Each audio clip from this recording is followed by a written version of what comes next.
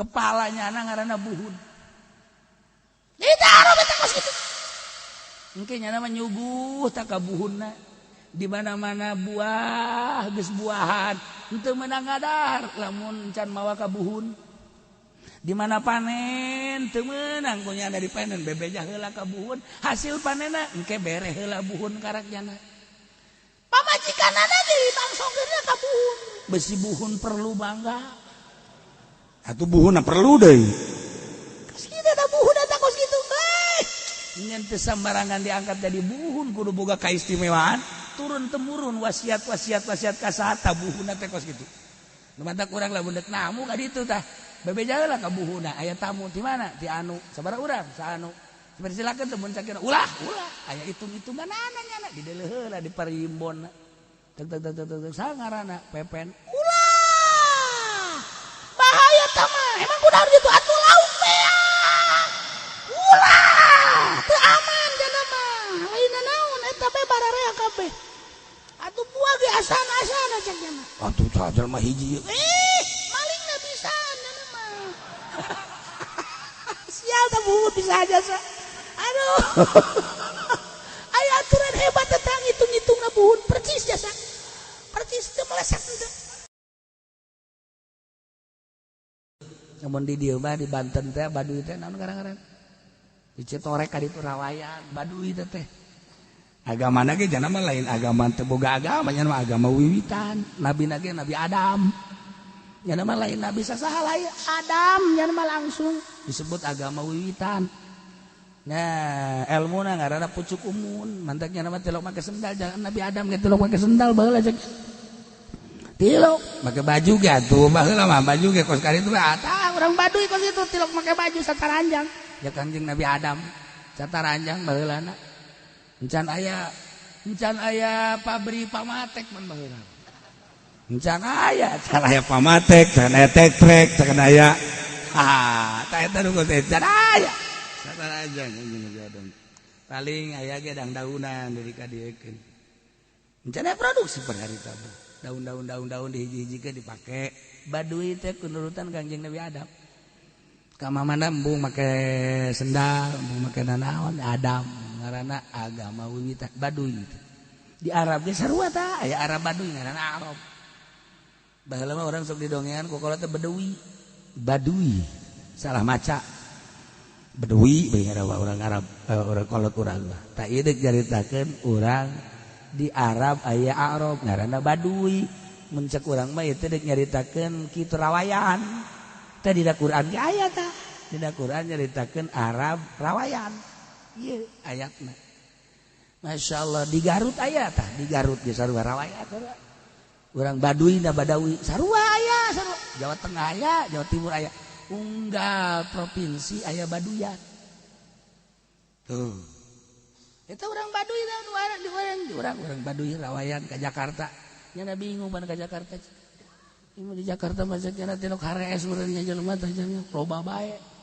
Ira hareesna si jelema nya. Jakarta cenah bingung ka urang Jakarta tilok harees.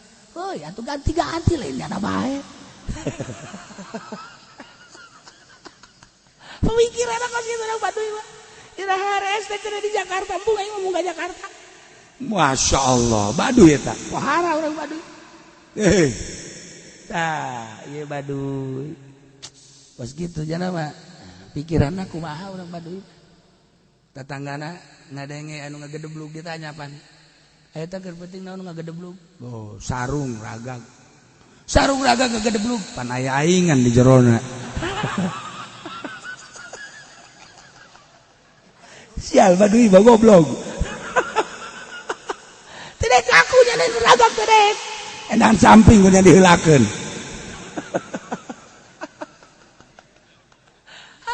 Beres Baduy mah kos kitu. Nah ieu Baduy tah pemikiran ada kos kitu nya mah. Masyaallah. Ya Allah. Naik ojek jana. Bera ojek. Talur. Suara urang sorangan ieu mah cenah sorangan naik ojek suara. Atuh, tukang ojek teh 50.000. Datang aduh, bayar 25.000. Hari tadi 50. Kan aya siaan gitu. Bagi dua aja sia. Tukang ojek ge goblok cenah teh. Tadi di aing mun sorangan 50 pada esian ku ari mah. Tukang ojek teu bisa kukumaha tuh.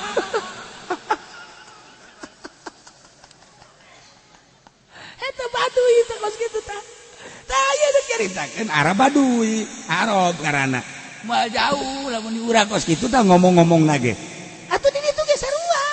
Arab ge kos kitu tah Baduy ngaranna ge. Ya Allah, ya Rabb. Hiji mangsa mah nya naik mobil. Baduy ge kacapean mah tetep naik mobil. Atuh naik mobil jadi ge sarua bae. Ah, bangsa ke Jakarta kan aya lampu merah. Make ngarandeg jak jandaga. Lampu kos ieu bae kudu ngarandeg. Turun nyana, pas turun kan hejo deui. Ku supir aya tuh, aing karak turun doang. Jak nyana mah tak kula sok sabarangan ka aing mah cek nyana. Aing cenah naon karak turun doang. Geus teu diladenan ku supir geus lo mamang.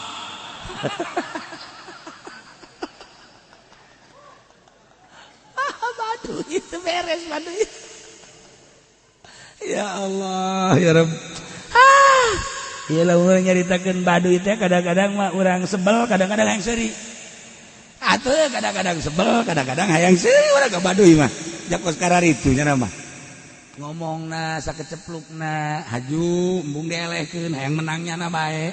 Haju kumahanya na bae. Eta meuli HP teh apaan? Meuli HP haju eueuh soran. Aya soran eta, cuman eueuh satelit aja. Beli kabeh jeung satelit tah. Aya meuli HP ulah kagok kayak gini. Cek nya mah satelit naon beureum.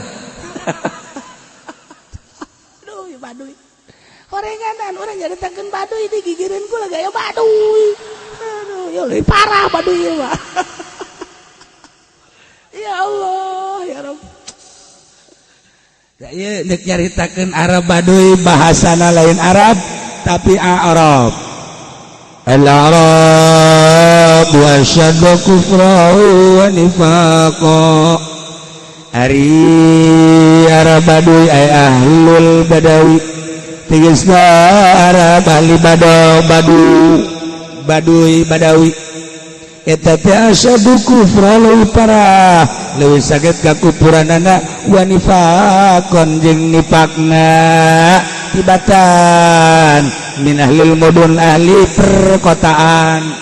Ahli kota man nifaqna munafekna biasa bae. Upurna biasa bae tapi Baduy mah pohara. Emang kunaon gitu? Li jafaihim hiji bedegong keras aya di nyana ngaranna ge urang leuweung. Golzi tobaihim nomor kedua kasar perwatakanana ngaranna ge urang leuweung. Ubudihim min simail Quran an simail Quran jeung jauh kita ngadengekeun Al-Qur'anul Karim teu pernah ngadengekeun Al-Qur'an atuh jauh ngaranna ge urang leuweung Baduy Arab keras hese bae. Urang Baduy Arab teh asyaddu kufra wa nifaq. Mohara pisan kakufuran jeung kamunafekanana. Sebab karakter kaleuweunganana aya di nyana. Bedegong keras aya di nyana. Kasar perwatakan aya di nyana. Jauh kita ngadengekeun urayan Al-Qur'an aya di nyana. Kumaha luluhna tuh. Kuari urang deuk dakwah ka mana? Ka Rawayan. Sanu bisa dakwah ka Rawayan? Syekh Syarif Hidayatullah jeung Syekh Maulana Hasanuddin diutus ku para ulama di Demak, para wali di Demak titah ngagempur Banten. Digempur ku Syekh Syarif Hidayatullah melalui Maulana Hasanuddin, Syekh Maulana Hasanuddin putra daripada Syekh Syarif Hidayatullah. Meme ngagempur nyana titah tapah heula ke Gunung Sari. Tidinya ternyata horenganan aya di luhur gunung teh. Patung. Oh, malah aya nu keur tapa panjang. Turun hasil tapa Syekh Maulana Hasanuddin teh. Berangkat dakwah melalui perang. Alhamdulillah gancang caritana Syekh Maulana Hasanuddin berhasil nundukeun Banten. Anu keur dikuasai lain sanagara. Banten teh anu cicing di dinya teh Inggris baheula, Banten teh nu cicing teh di dinya Prancis, Banten teh nu cicing di dinya teh Denmark, nu dicicing di dinya Belanda. Urusan anak kan RRC urusan perdagangan. Hasil bumi Banten teh lada kalapa. Eta kan urusan anak urusan dunia perdagangan internasional. Dikirim ti India ka dieu untuk mengembangkan perdagangan. Nah, di samping mengembangkan dagang, mengembangkan agama Hindu. Inggris gitu kan mengembangkan dagang, mengembangkan agama Kristen. Termasuk Jerman. Jerman mah kurang mengembangkan peragamaan. Ngan sakadar mengembangkan anak perdagangan anak. Eta mah Inggris, Prancis, Portugis. Lain lalagan si Maulana Hasanuddin gempur Banten teh lain dengan sakadar Hindu anu aya di Banten, orang luar negeri anu hayang menguasai Banten.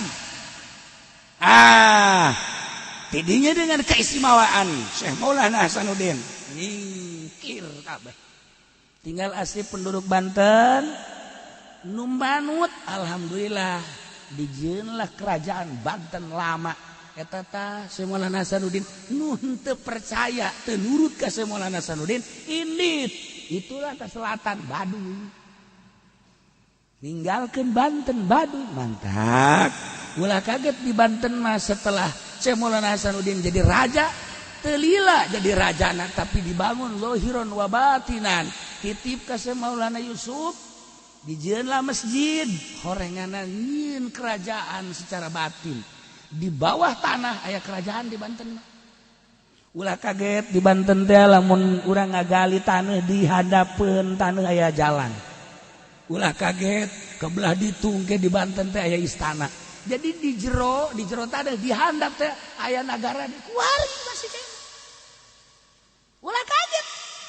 Lamun digali di jero sekian meter ternyata aya jalan deui.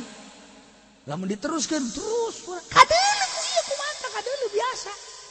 Nah, aya kerajaan aya pasar jeung saja mantap loba nu zara ka Banten leungit. Pernah aya deui urang dieu ge nu leungit. Atuh ku sababaraha poe horeng aya jeung nu ngora tah mah lain deui. Ya Allah. Tinggal nu kolot teh aing hadas ka kiai goblok cenah cenah teh. Orang sia kitu ndogan.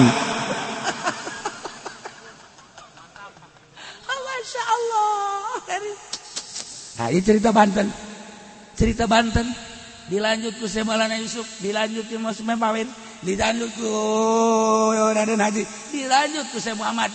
Nah, Syekh Muhammad kan dibunuh, encan dititipkeun ieu Banten teh masih status kerajaan ayeuna kesultanan, encan dititipkeun Demak mah selesai. Tetapi Banten mah encan masih berbentuk kerajaan. Ulah kaget lamun urang kadinya manggih raja. Sebab encan dititipkeun encan tumpur Banten encan. Aya raja secara zahir, aya raja secara batin.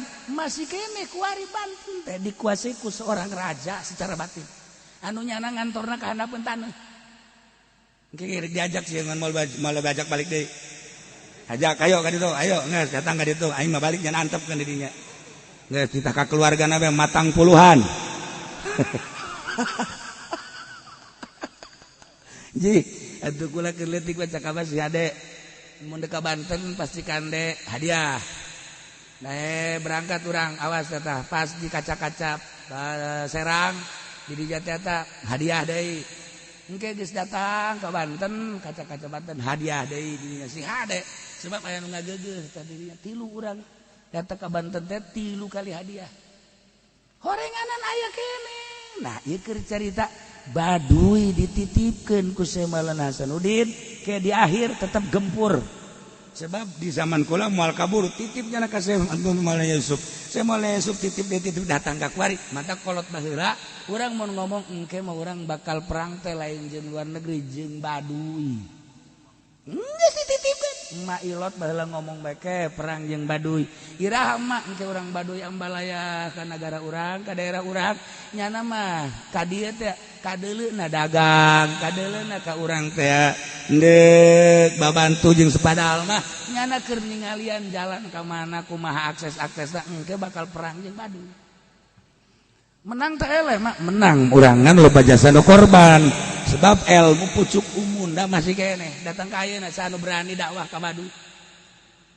Hayo geura paling datang ka Citorek misalnya Ki Fudoli ya kuari dakwah ka Baduy ka ditu ka tengah-tengah negara Baduy. Hayo ka ditu geus Ki Fudoli ka ditu di dieu geura nyeun kuburan. Wah kumaha gitu dakwahan Baduy. Masya Allah.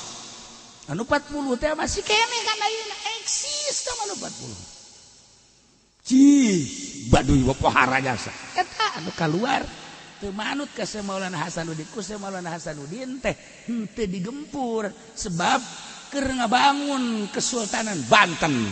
Ngan di bejaan bae jalanna di luhur aya di handap aya. Di handap geus aya jalan ka Baduy. Jalan nu ka Baduy teh di handap anu. Dan ente teu percaya ente mawa linggis gitu. Paculan gue teh ayo. Mau ditanya ku gubernur ada apa ini? Saya mau membuktikan. Buktikan apa? Ini surahan kiai. Lu tak kiai yang gila ini. Ayo tak iya Banten. Cerita Banten mantak. Ketika ya huru hara di Jakarta dipakai kasihan ke Banten. Banten sepakai kasihan. Ilmu kadugalan Banten masih ayo nanti. Ilmu kadugalan Banten. Cenah kamari ka tembak kok paya tama atuh lain urang Banten tama urang Saketi. Lain deui. Atuh Banten lu asli mah pohara. Ya Allah. Aya dua kerajaan zahirna teu nampak, keluarga kerajaan batinna mah masih ayeuna. Aya dua. Sebab baheula mah saurang anu kulantaran secara zahir geus tumbang, encan aya nu layak jadi raja, sanajan aya kamari jadi permasalahkeun. Tapi secara batin mah terus bae teu pere teu eureun datang ka ayeuna kerajaan Banten mantak eksis. Sieun nu nyahueun ka Banten teh Belanda, nu nyahueun ka Banten teh Inggris, nu nyahueun ka Belanda teh Prancis, nu nyahueun ka Banten teh ka Banten Prancis, nu nyahueun ka Banten teh Portugis, nu nyahueun ka Banten teh India, nu nyahueun ka Banten teh Arab. Tuh termasuk Maroko campur tangan Banten. Tah, mantak di dia teh aya Syekh Maghribi di Banten teh aya Patula Patali jeung Ibnu Battuta anu pernah jadi raja. Gila Banten. Tah, ieu aya Baduy ieu mah keur caritakeun Baduy urang bae sakieu poharana komo Baduy Arab.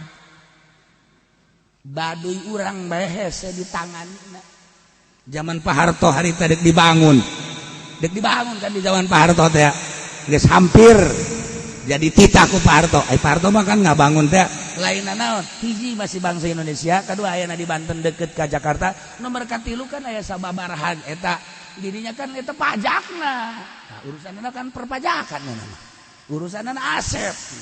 Siap datang kan orang Baduy maka ditu menghadap Pak Harto langsung bangun ku dia. Bangun ku dia. Umur dia aya di Cingiraing dia. Aduh, enggak jadi. Sieun Pak Harto.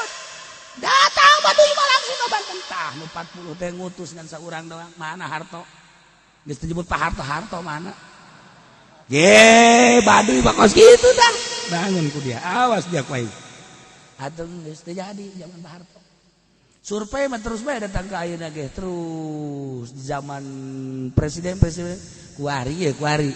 Lamun kuari maksakeun diri misalnya Presiden Jokowi ka ditu atuh geus ngahiang Jokowi.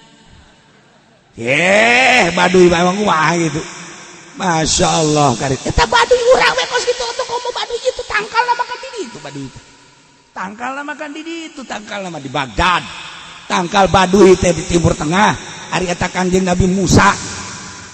Kangjeng Nabi Musa ngalawan Firaun teh kapan di naon kitu gara didukung ku Baduy ku sihir Baduy eta. Di ditu di Misra. Baduy Mesir leuwih jahat batan Baduy Citorek. Citorek macam sabaraha? Baduy Mesir mah masyaallah karim. ngaku pangeran sagala kapan Firaun. Iblis pernah datang ke Firaun. Saha Iblis. Naon ka dieu? Ngobrol. Ayo ngobrol naon? Kieu on kana.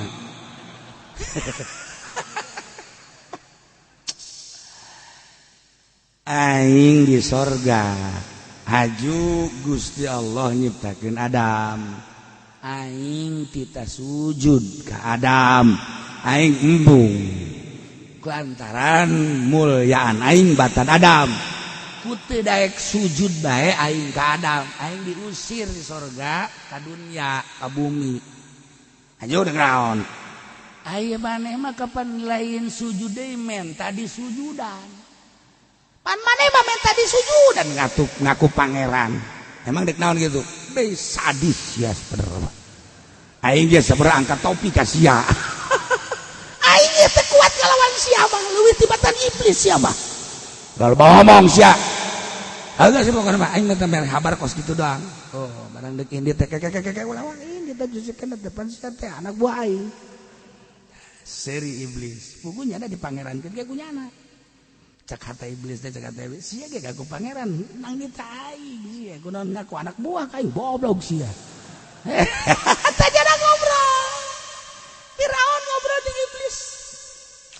Emang teu meunang aing ngaku pangeran menang lah.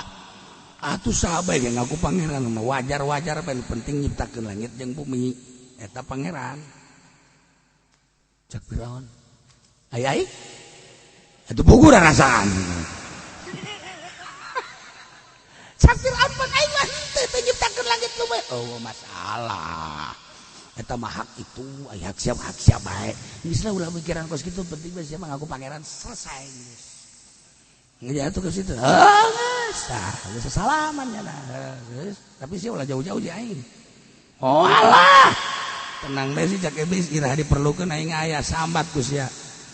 Di mana diperlukeun sambat. Ya. Tapi sambatna sing ada ulah sangaran. Naon ulah ngaran Abdul Qahar eta Muhammad. Geus aya tah di zaman Firaun teh. Ulah ngaran Abdul Jabbar eta ngaran Muhammad. Ulah ngaran Abdul Basit eta ngaran Muhammad keneh. Ulah ngaran tah sebab Kangjeng Nabi kan ngaranna beda-beda. Beda-beda lamun di kalangan mukminin mukminat cara urang ngaranna Ahmad Muhammad.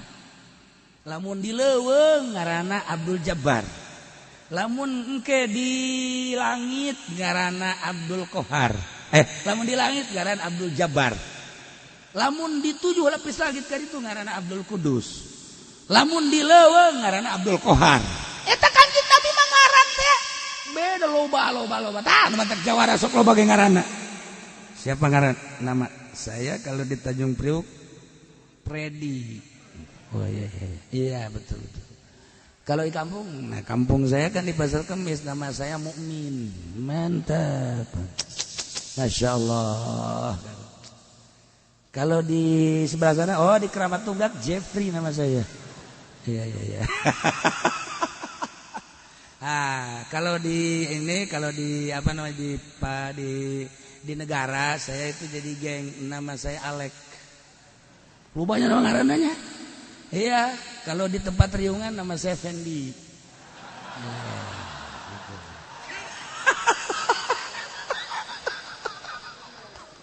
Lo ngaranna bajingan goblok. Eta Kangjeng Nabi ngaranna, Masya Allah, di laut kan tertera di sejarah. Di laut nyebutna ka Kangjeng Nabi teh eta, di leuweung hewan ka Kangjeng Nabi eta. Lamun di kalangan iblis di Kangjeng Nabi ngaranna eta, lamun di langit ngaranna eta, lamun di mukminin mukminat ngaranna ieu nu urang Muhammad Ahmad. Matak di Quran ge Yasin, Toha, eta kan ngaran Kangjeng Nabi. Untuk di mana? Di ditu tuh, di Lauhil Mahfuz kebelah ditu. Kebelah mana? Belah ditu pokona belah. Di Abdul Qudus ngaranna tah, ieu Kangjeng Nabi. Kemana bae ngaran Kangjeng Nabi eta? Nu mantak ku iblis dibejat asal nyebutna sing hade mun nyambat kula sing hade ulah salah ngaran. Satu kasihan nyebutna Momondon.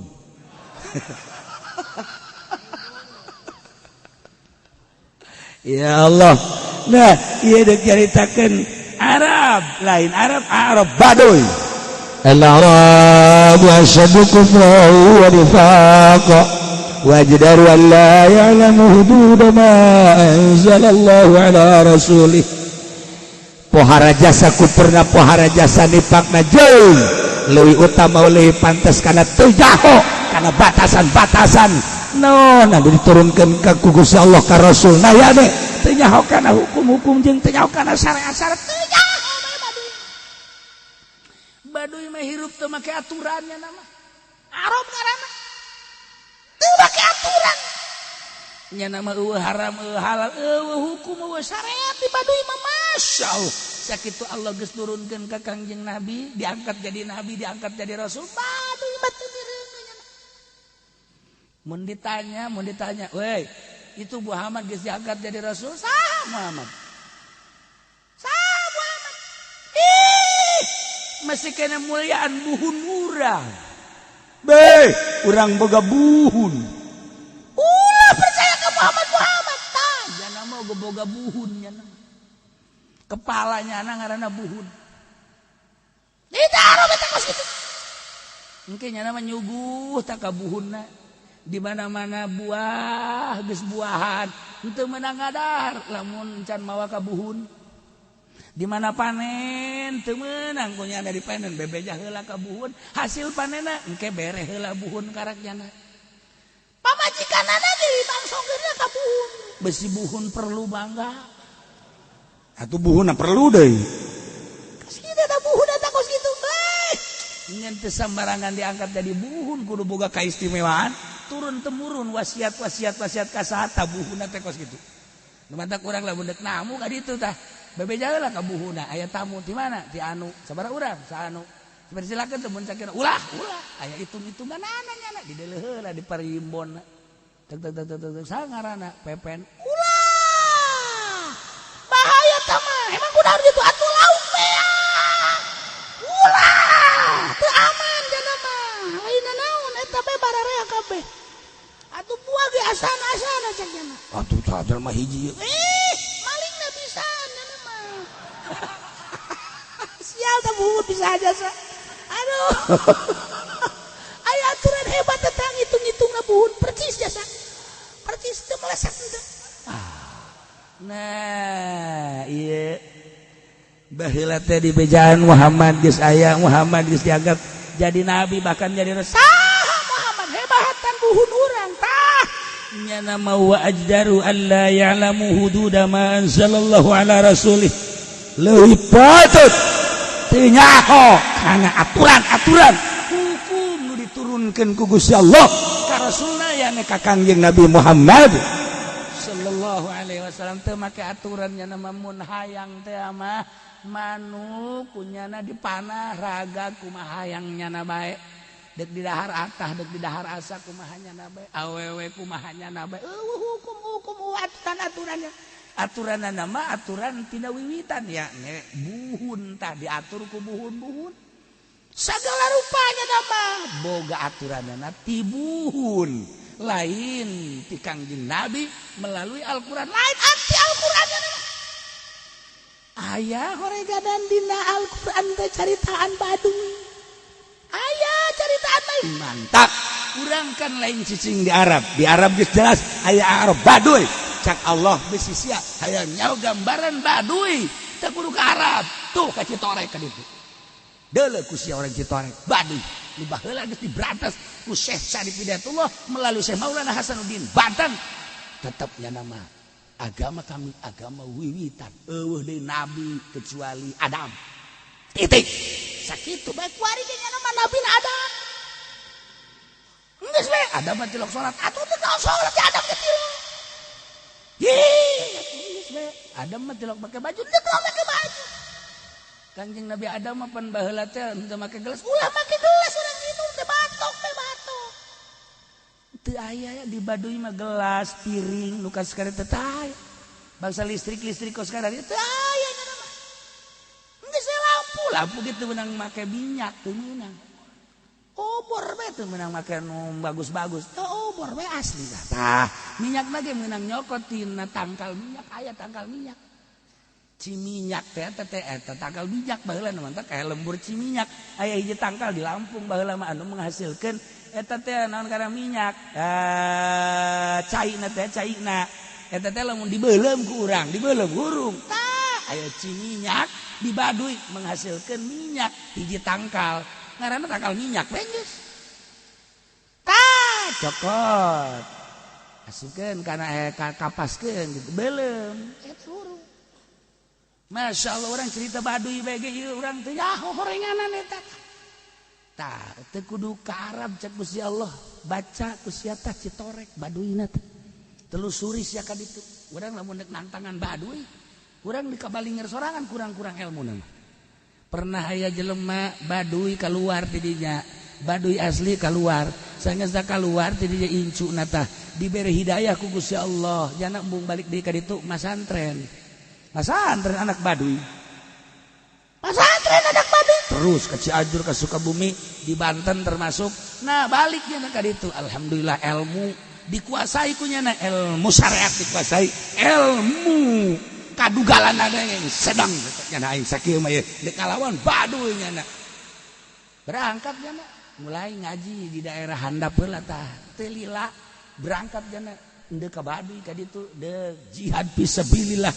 Karak datang doang, geus kanyahoan, ditunjuk doang, tunjuk masih kena ngabaget kena menghadap ka dia, saat ngan dicekel doang gitu, ngan dikitukeun doang tah, leungeunna ilmu sia can wayah cak buhuna, enduk berantem jeung aing, tak ngagoler pae, datang ka ayeuna dikubur, dizarahat gitu, sebabnya jihad bisa dibilang, tuh. Atau kamu modal sia? Sia banget. Teu kudu dikirim, teu kudu kubuhun, teu kudu. Teu kudu kubuhun, ku incu buhun. Ku incu buhun. Teu kudu ditepak, teu kudu ditiup dong. Langsung oleng. Ieu dek nyaritakeun ilmu kadugalan naon buhun. Naon gara-garana Baduy. Masih eta teh can lila eta teh encan sekitar encan aya 20 tahunan kejadian eta keluarga dikubur di zaran anu nyahoeun mata penduduk-penduduk dinya lantaran nyana eta perang sabilillah tapi nyana ngomong memeh baeuna lanjutkeun ieu jihad lantaran kula nya geus caritakeun nyana kaayaan kadugalan sihir-sihirna jeung permainan-permainan bat nyana asli urang dinya temah itu mujina padahal mah hizib geus dikuasai ku nyana hizib Nasor aya di nyana hizib Ripai aya di nyana hizib Sepi aya di nyana hizib Pendi aya di nyana eta tah nu mawa bahaya mah eta aduh mun teu boga eta mah menang beureun nyana eta naas tah boga kos kitu tah hizib ya Allah ya Rabb tuh ya cerita Baduy emang teu aya gitu anu berjuang sabaraha kiai anu berjuang loba baheula kapan ti Maroko teh diutus ka Jawa Tengah ka Jawa Timur diutus ka Banten paeh di Banten kiai ti Maroko anu hebat jasa di kalawan Banten memeh sebolan sana di paeh Baduy mah lain lalagaan ilmuna dah panjana malah wani hiber teh satungtung deuleu satungtungna 40 imah nyobaan di dituna teh 40 imah tak dat hiber Baduy ilmu pucukumun eta nu bakal perang jeung urang nah ieu keur carita lain deuk caritakeun etana deuk caritakeun teh di urang bae Baduy sakitu takomo itu mah tangkalna itu mah tangkal Baduy pohara jasa nu leuleutikkan ieu sakeliling Baduy nu aya di urang bae nu lain urang Baduyna sakitu dugalana ye atuh kobo itu kieu aya al-a'raf wa asyaddu kufra wa nifaqa wa ajdaru Allah ya'lamu hududa ma anzalallahu ala rasulih wallahu alimun hakim Gusti kok bisa kos kitu sih ulah nanya ka aing cak Allah sia mah sia bae cak Allah aing maha uninya makhluk aing janangieun aing jang kekuatan iman sia jang kekuatan keyakinan sia aing nyieun bentuk manusia beda-beda aing nyieun karakter manusia beda-beda aing nyieun perwatakan manusia beda-beda geus ulah nyaritakeun naon aing leuwihnya janang nyieun aing cak Gusti Allah je hakimun fi sanaihi bihim aing bijaksana dina jejeunnan aing terhadap baduy tempo ku sia jadikeun itibar sia bener hirup cak Gusti Allah nang aing aing leuwih bijaksana urusannya jeung aing utama urusan aing deuk dikanarakakeun deuk dikukuhakeun urusan aing ngan sia mah tah Muhammad diturunkeun ku aing jadi rasul geus datang ka mana keyakinan sia ka Muhammad tuh urang ulah nyaritakeun ku ari baduy di Citorek ulah nyaritakeun baduy di Ciminyak ulah nyaritakeun baduy di urang bae geus datang ka mana ku ari puyang-puyang amat cerita baduy urang ngalamun bae teu nya baduy karunya amat pugu urang na ge pinarakaeun ngarunyaan ka batur pugu sorangan kitu leumeun ta eta kan nu salah mah tah kos urang ngalayada nu maot urang boga pikiran sedih amat nya kuna jawara cek janan teh aduh emang urang nya nama tukang mabok ayo nya nama tukang zina tukang main aduh aing mah sedih amat ceurik jalan teh kunaon jeung ceurik ka ditu can karuhannya nama urusan jeung Allah aing mane osok getol salat tilok gitu kamari puasa di Ramadan henteu Gusti Allah aya teh motor teh nu kamari leungit ku aing atuh kunaon yang ceurikan si itu tuh sia bae nu bener teu nah urang ge geus kos kitu bae geus teh urusan baduy mah jang itibar aya di unggal negara di Amerika aya baduy naon coba ngaranna mun di Amerika naon baduy teh naon Indian eta kan baduy sarua bae nya mah teh nyaho kan lain India Indian udah jelaskeun bae nya mah dokter jeung dokter beda aku lain pamajikan jeung majikan lain ieu ge India jeung Indian lain tah aku udah jelaskeun kitu bae jeung urang kampung mah tah ieu atuh batur geus saraho tolong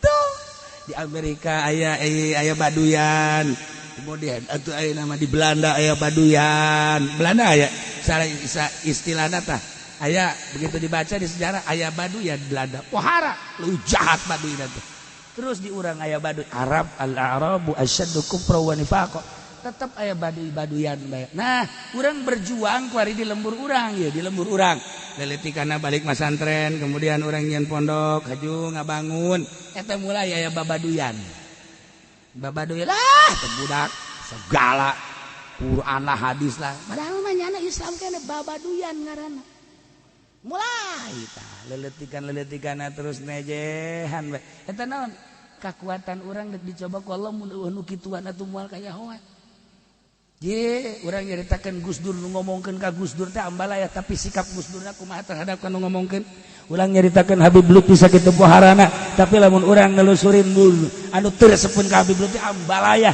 tapi sikap Habib Lutfi ka jelema nu teu resepkeun kumaha urang makan ka karak beja doang heuy sia nya memang ulah tuh si anu teu gregeteun ka sia nu bener tah ye masyaallah sugan aing mah resep teu resepkeun nya nama deuk dikumakeun ku sia aya teluh di mana teluh mulai orang atuh kan jadi kiai kalau kos gitu mah jadi kiai mah itu zaman nyana tersebut tah mah resep urusan nyana aing mah resep dipake ka resep sakieu tadi dipake ka resep sakieu aing ngade ka Allah we jeung bekal aing sabodo urusan batur eta kan ngeunaheun ka teh ngeunaheun eta tetangga eta sakitu deukeutna ge jangan ngajebian bae ka maneh atukeun bae eta urusan nyana ngajebian urusannya tuh aing maing yang ke di akhirat lagi meureun misah tempatna nu ngajebian mah meureun di ditu meureun resep mah tuh jeung di dieu tapan dulu eta mah adi sorangan ku adi sorangan eta teresep iya tukeun bae ieu masalah aing we jeung Gusti Allah pugu aing bener diri aing ka Gusti kajeun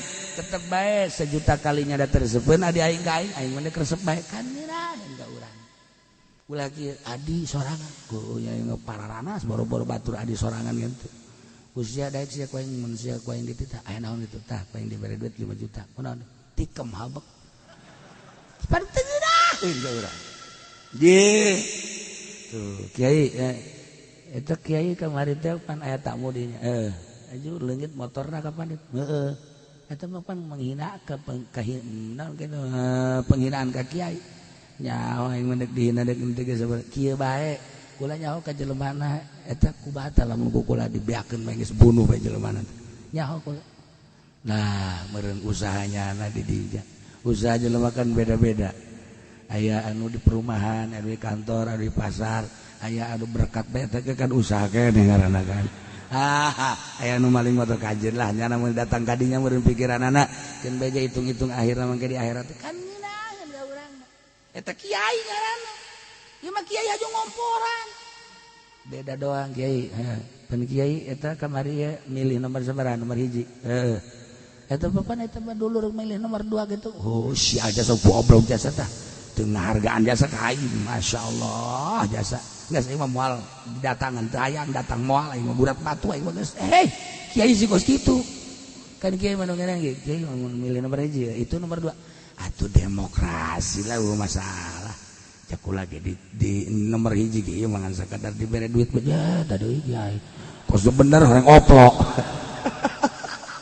bicara lain bicara kebangsaan tapi bicara duit eta oplok lamun bicara kebangsaan mah ieu mah keur gabobotohan we jadi negara urang ayo pamimpin atuh kan hese menurut pemikiran kula mah jameureun ieu nu bagus adapun batur boga penilaian lain atuh henteu benduh henteu kula mah batur nu jadi presiden ge jadi wakilna atuh nya ieu mah sakadar ngabobotohan we adapun perbedaan eta mah demokrasi anu jadina nomor 1 nomor 2 atuh sarua bae urang mah tetep bae rakyat-rakyat keneh tiis kan kada ngeunaheun ka geus nomor 1 datang nomor 2 datang nomor 3 datang nomor 4 datang loba teh mah ada terus ya nah eta lah jadi usahakeun urang teh ulah aya komplotan mamana hiji bae komplotan Kangjeng Nabi Muhammad sallallahu alaihi wasallam. Nah ielah al-a'rabu asyaddu kufra wa nifaqo selanjutnya ge wa minal a'rab wallahu a'lam.